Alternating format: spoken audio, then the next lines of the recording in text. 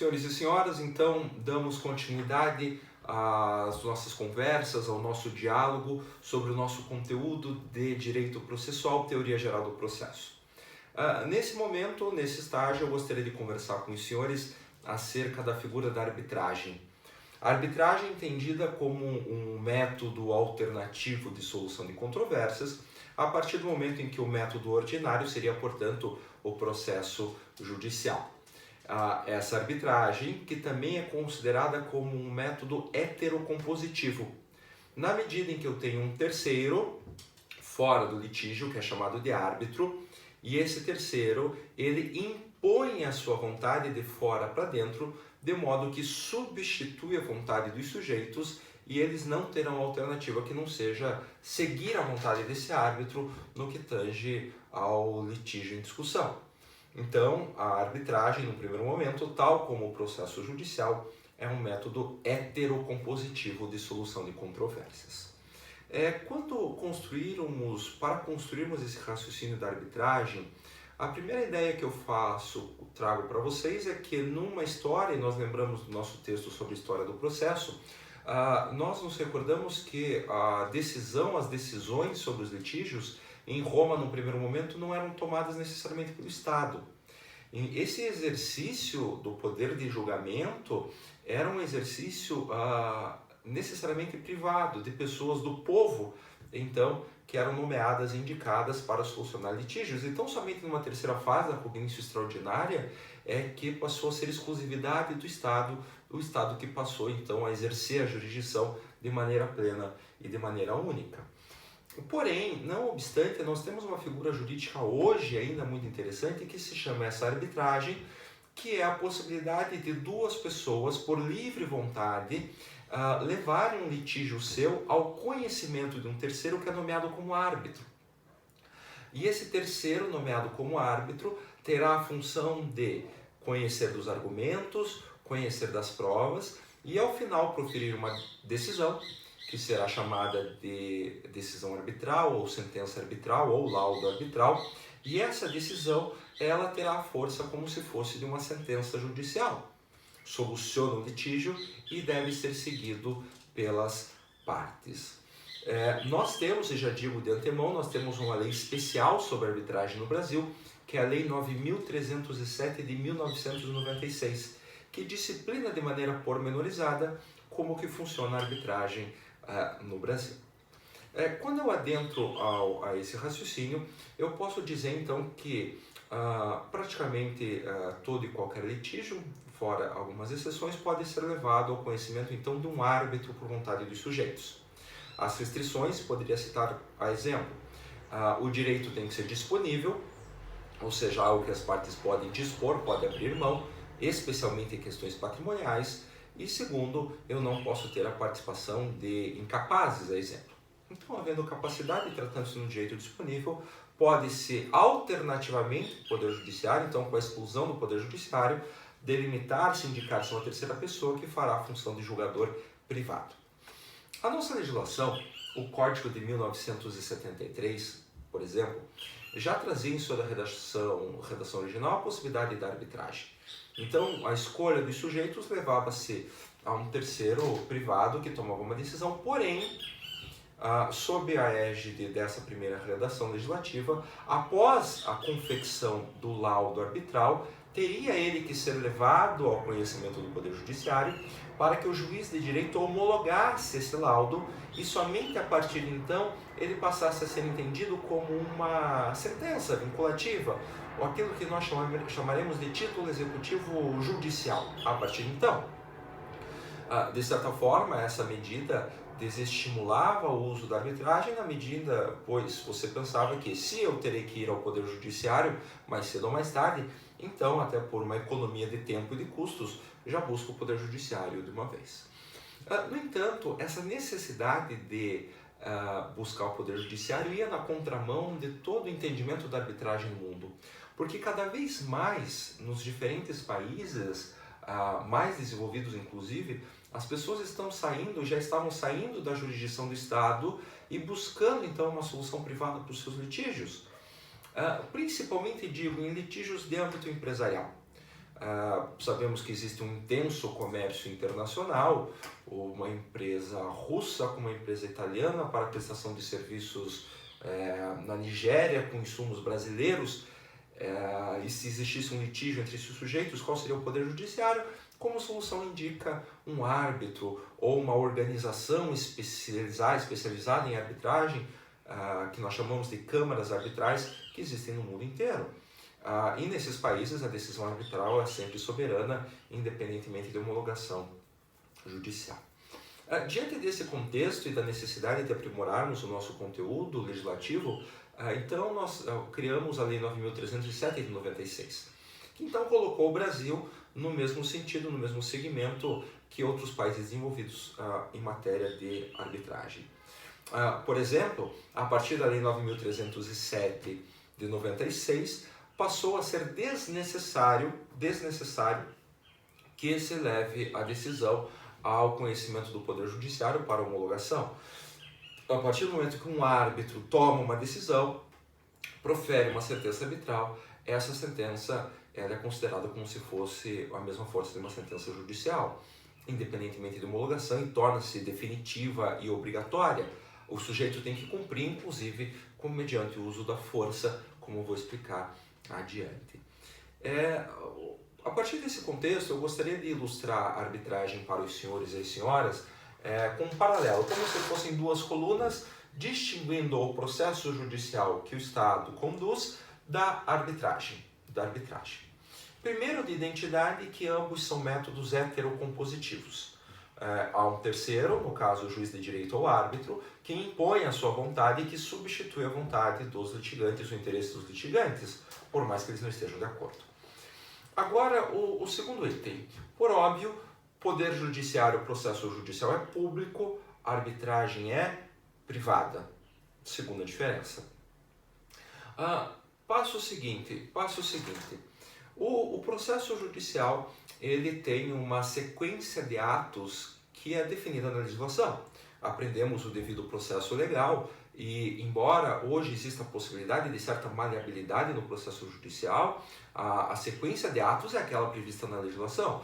Exemplo do processo civil: petição inicial, decisão inicial, citação, contestação, impugnação, decisão sancionadora e assim por diante.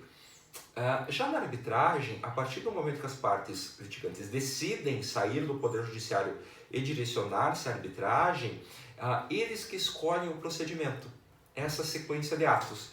Então, nada obsta, por exemplo, que eles decidam que terá uma petição inicial e depois de 5 dias o réu apresentará a defesa, aí mais 5 dias para uma réplica e 5 dias para uma tréplica, e não haverá necessidade de produção de provas, e já vai direto para a sentença arbitral, por esse árbitro eleito pelas partes. Então, o procedimento é escolhido pelos sujeitos litigantes.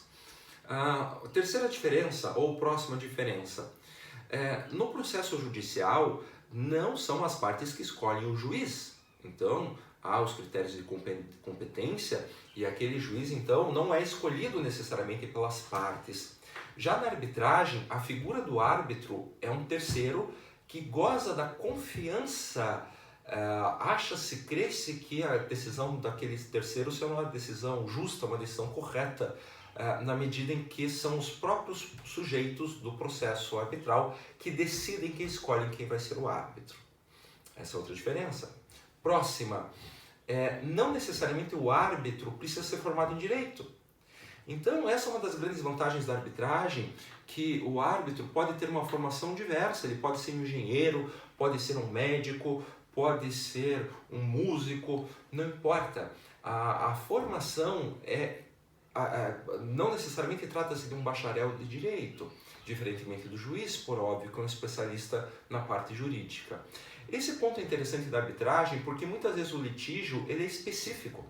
Imagine uma discussão quanto a um eventual defeito de engenharia numa plataforma de petróleo, que terá o árbitro que dizer se tem ou não tem um defeito. Embora o juiz de direito conte com o auxílio de peritos, a exemplo, o juiz não é especialista em plataforma de petróleo. Então podem as partes escolher um determinado sujeito que tenha aptidão técnica reconhecida para dar um julgamento justo numa determinada querela mais específica. Próxima diferença. Processo judicial em primeiro grau, apenas um julgador. A arbitragem pode ter mais do que um árbitro à escolha das partes, sempre em número ímpar. Pode ser um árbitro, 3 árbitros, 5, 7, 9 árbitros, se você quiser. Ao passo que, quando dá sentença, haverão então as decisões e a decisão de maioria ou da maioria prevalecerá. Não raras vezes, pelos casos que acompanhamos, há situações de eu ter 3 árbitros, que é um número bastante comum. Um desses árbitros é um jurista, muitas vezes que organiza o próprio andamento do processo arbitral, e os outros 2 árbitros têm especializações distintas, 2 engenheiros, um jurista e 2 engenheiros, por exemplo, para verificar se a plataforma de petróleo tem ou não tem o defeito. Então eu posso ter mais árbitros, desde que seja número ímpar. Próxima diferença. No que diz respeito ao tempo, nós sabemos que nós temos o princípio da duração razoável do processo, mas trata-se principalmente de uma diretriz ao Estado, um norte, para que o Estado tenha uma duração razoável, a duração necessária. Na arbitragem, segundo a Lei 9.307, a arbitragem, a partir do firmamento do compromisso arbitral, que dá início, então, à arbitragem, nós temos o prazo de 6 meses para a sua conclusão. Então, 6 meses para a prática dos atos do contraditório, da produção de provas e a sentença arbitral em 6 meses, vírgula, sob pena de nulidade. Então, é mais rápido, é mais célere a arbitragem do que quando comparado ao processo judicial. Porém, lembrando que como são as partes que disciplinam as regras do procedimento dessa arbitragem, nada obsta que elas façam uma convenção em sentido contrário, dizendo que a arbitragem poderá ter a duração de 1 ano, 1 ano e meio, 2 anos, 3 anos, seja o que for, a quantia que for suficiente e for necessária para a solução do litígio, porque há casos complexos em que há muitas pessoas a serem ouvidas, provas periciais a serem realizadas, em que 6 meses não é o suficiente, mas passou o prazo, nulidade. Agora, uma aproximação. Não é porque as partes elas definem o procedimento a ser seguido que aqueles princípios processuais que nós estudamos no processo judicial não são aplicados. Nós podemos falar inclusive de um devido processo arbitral, na medida em que eu tenho os princípios constitucionais, do contraditório, da ampla defesa, da isonomia, da busca da verdade real, e também da Lei 9.307, aliado àquilo que as partes convencionam na arbitragem. Então, essas regras elas têm que ser seguidas, as partes têm que ter o direito de exercer o contraditório, de se manifestar a qualquer tempo, de serem comunicadas dos atos da arbitragem, no que diz respeito à ampla produção de provas, naquilo que for pertinente para a formação do convencimento do árbitro, e caso se tenha algum prejuízo, alguma não observância dessas regras, desses princípios, principalmente os princípios constitucionais, estar-se-á diante de uma nulidade. E aqui passo para o próximo ponto. A partir dessa questão de forma que tem que ser observada, o único princípio que nós podemos ver que não se aplica diretamente à arbitragem é o duplo grau de jurisdição. Então, até por ser mais célere, ser mais conciso, ser mais condensada a arbitragem, não há previsão legal do duplo grau de jurisdição. Ou seja, a decisão do árbitro é soberana, na medida em que, se não existir uma prévia disposição entre os sujeitos, de um árbitro recursal, por assim dizer, eu posso ter a decisão de um de 3 árbitros que é definitiva. Embora caiba embargos de declaração para o aclaramento, responder eventual omissão, contradição, obscuridade, não necessariamente existe um duplo grau de jurisdição na arbitragem, o que você sabe que é obrigatório no processo judicial. Ainda em cima dos princípios, mais um detalhe importante. Na arbitragem, o Poder Judiciário hoje, a partir da Lei 9.307, não precisa mais homologar a sentença arbitral, ao passo que ela já é considerada como se judicial fosse. É considerado, escreva, um título executivo judicial. Está lá no artigo 515 do CPC. No entanto, o Poder Judiciário ele faz um controle no que diz respeito à forma da arbitragem. Por exemplo, eventual reclamação de inobservância do contraditório, da ampla defesa, da isonomia, ou se a Lei 9.307 não está sendo seguida à risca, então aí sim o Poder Judiciário pode intervir e buscar então a nulidade de um processo arbitral, que daí não restará às partes então buscar o Poder Judiciário para satisfazer os seus interesses. Então, fixe, o mérito, o objeto em discussão não pode ser rediscutido pelo Poder Judiciário. Acontece o trânsito julgado, aquele conceito, aquele contexto vira coisa julgada, que não pode ser discutida novamente. Na arbitragem, mas a questão da forma, sim. As formalidades, o devido processo arbitral pode ser levado ao conhecimento do Poder Judiciário, inclusive levar à nulidade do processo arbitral. Como exemplo, se a decisão for tomada além dos 6 meses previstos na legislação. Bom, dito isso, eu acho que eu tracei aqui grandes diferenças entre a arbitragem e existe uma que é bastante interessante. E talvez, se você parar para pensar, a arbitragem ela tem várias vantagens frente ao processo judicial. E posso acrescentar mais uma que eu não mencionei. O processo judicial é público, vocês aprenderam isso comigo. Tem a publicidade interna e a publicidade externa. A publicidade externa significa que qualquer terceiro, independentemente de motivação, pode ter acesso ao processo judicial e verificar os dados, os acontecimentos, a decisão. É até uma questão de controle da atividade do Estado. Já a arbitragem ela é sigilosa. Não existe visibilidade externa dos processos arbitrais. Ao passo em que as partes muitas vezes escolhem para arbitragem porque se trata de algum contexto sensível.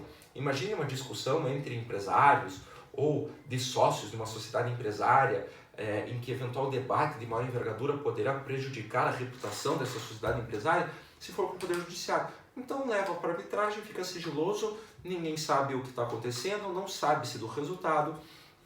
Então o sigilo é outra característica da arbitragem. E soma-se então ao sigilo o fato de o procedimento é escolhido pelas partes, o árbitro é escolhido pelas partes, o árbitro pode ser um especialista na área, podem ser mais de um árbitro, 3, 5, 7 árbitros, sempre em número ímpar. Nesse sentido, é mais rápido, porque são 6 meses ou tempo estabelecido pela parte, não tem duplo grau de jurisdição, o próprio sigilo que foi mencionado, enfim, a desnecessidade de homologação. A arbitragem tem muitas vantagens frente ao processo judicial. Aí você se pergunta, tá bom, por que todos os capazes com direitos disponíveis não vão para a arbitragem? Porque existe mais uma diferença que diz respeito ao custo. O Poder Judiciário ele é remunerado mediante tributação. Então, o salário do juiz de direito você paga de maneira indireta, porque você paga o tributo, paga-se o juiz. Além disso, há o pagamento das taxas, mas as taxas são, de certa forma, módicas quando comparadas à arbitragem. Porque como se trata de uma esfera privada, os árbitros, eles cobram, primeiro, para a condução desse processo arbitral, e mais, o árbitro ele é remunerado diretamente pelas partes. E essa remuneração faz com que o processo arbitral seja, em regra, muito mais caro do que o processo judicial. Então, se você for ver, aqui a Arbitac em Curitiba, da Associação Comercial do Paraná, a última vez que eu tinha trabalhado lá com eles, o mínimo para você brincar era R$5.000, mais a remuneração dos árbitros, que também girava em torno de no mínimo R$5.000 para você solucionar um litígio. Câmara de Comércio Brasil-Canadá também, que eu já trabalhei, para um litígio de R$100.000, valor da causa, as partes gastam, no mínimo, para começar, R$100.000. Um valor que é adiantado pela parte autora, que busca arbitragem, e depois, caso ela seja vencedora, é devolvido pela parte vencida. Então, nesse raciocínio, como a arbitragem é cara, ela, de certa forma, limita esse mecanismo para certos tipos de litígio, principalmente aqueles de maior envergadura. Mas nada obsta que qualquer espécie de litígio, desde que esteja em acordo com o pagamento do preço, vá à arbitragem. É interessante, e aqui para finalizar esse vídeo, o comentário de que disputas contratuais é muito comum que vão para a arbitragem. Não em regra, mas existe um contexto interessante. Num contrato, é comum você colocar uma cláusula de eleição de foro. Pegue um contrato que você tem à disposição, lá vai estar escrito que eventuais litígios oriundos desse contrato serão direcionados à Vara Civil de Curitiba, à Vara Civil de São Paulo, seja o que for. Porém, pode prever um contrato entre duas pessoas capazes, com direito disponível, que eventuais litígios oriundos daquele contrato irão para a arbitragem. Então, isso se chama cláusula compromissória. As partes se comprometem no contrato a levar eventuais litígios para a arbitragem.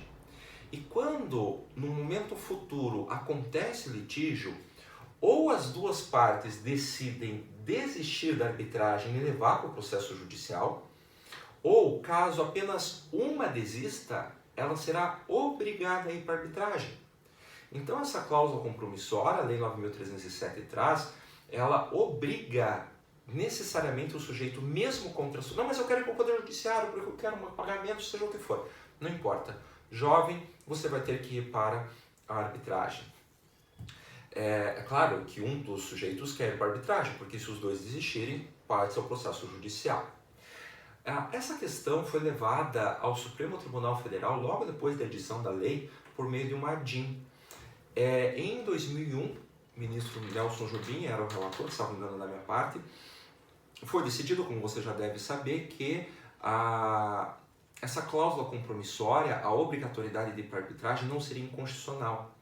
E a inconstitucionalidade residiria frente ao artigo 5º, inciso 35 da Constituição, que diz que a lei não excluirá da apreciação do Poder Judiciário lesão ou ameaça a direito. Então, o Estado não poderia se furtar, ou a lei não poderia impedir que uma pessoa querendo buscasse o Poder Judiciário. Mas o que entendeu o Supremo Tribunal Federal é que quando existe a cláusula compromissória, o contrato, a parte manifesta sua vontade no sentido de ir para a arbitragem. E aquele direito do artigo 5º, inciso 35, não é uma obrigação. Trata-se de um direito disponível que a parte pode dispor, pode abrir mão.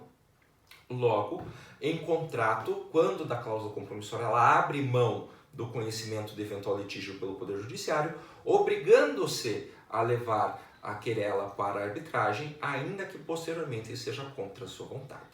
Até a gente poderia considerar isso como uma chamada cláusula de Ulisses. Bota aí no Google cláusula de Ulisses ou contrato de Ulisses.